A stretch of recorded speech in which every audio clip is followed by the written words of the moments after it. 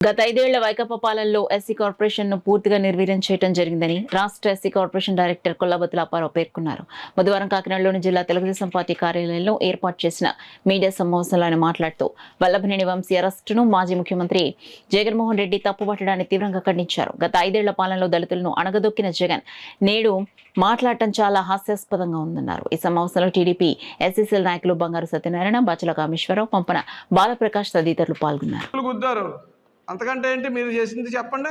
కొడల నాని గారు అంటున్నాడు, మేము రేపు నుంచి రోడ్ల మీదకి వస్తాను, రోడ్ల మీద వస్తాడు. అతను యాక్షన్ చూడండి. ఒక్క మాజీ ఎమ్మెల్యే అంటాడు, నేను విలేకరు అడిగితే ప్రశ్న ఇస్తా అంటాడు కదా.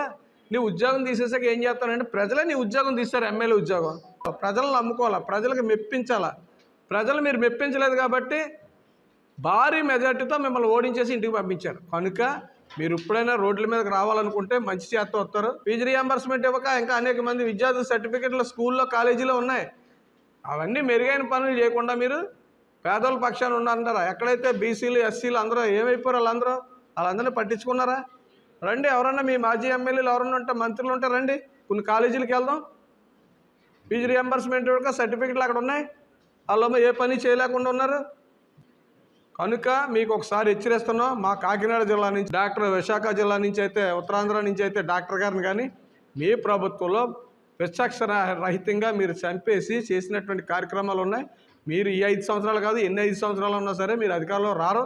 నారా చంద్రబాబు నాయుడు గారి యొక్క కూటమి ఆధ్వర్యంలో చక్కటి పరిపాలన రాబోయే రోజుల్లో మహిళలకు కానీ, యువతకు కానీ, విద్యార్థులకు కానీ అన్ని విధాలు చేస్తారు. ఇప్పటికే ఎలక్షన్ ఎమ్మెల్సీకి కూడా అయినట్టునే కూడా ఫీజు రియంబర్స్మెంట్ కానీ అన్నీ అమలు జరుపుతానని చెప్పారు. అమ్మఒడి చేస్తున్నారు, ఆర్టీసీ బస్ పెడుతున్నారు.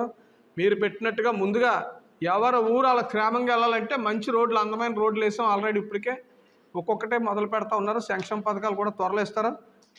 ఉచిత గ్యాస్ బండ్లను ఆల్రెడీ 2 గ్యాస్ బండ్లు ఇవ్వడం జరిగింది. సంవత్సరంలో మీరు ఇవ్వనట్టుదే మేము అన్ని పథకాలు కూడా అమలు జరుపుతాం. మీరేం మమ్మల్ని మేలుకొప్పాలవుతారు. ప్రజల పక్షాన ఉన్నాం కనుక ప్రజలకు ఏం కావాలో అవసరాలు మేము తీర్చడానికి కూటమి ఎప్పుడు కూడా సిద్ధంగా ఉందని చెప్పి తెలియజేసుకుంటూ మిమ్మల్ని మరొకసారి హెచ్చరిస్తున్నాం. మీరు దళితుల పక్షాన లేరు, దళితులను అలగారు చేశారు, దళిత అభివృద్ధిని నీరుగారు చేశారు. కనుక దళితుల గురించి మీరు మాట్లాడే అర్హత మీకు లేదని చెప్పి హెచ్చరిస్తాం.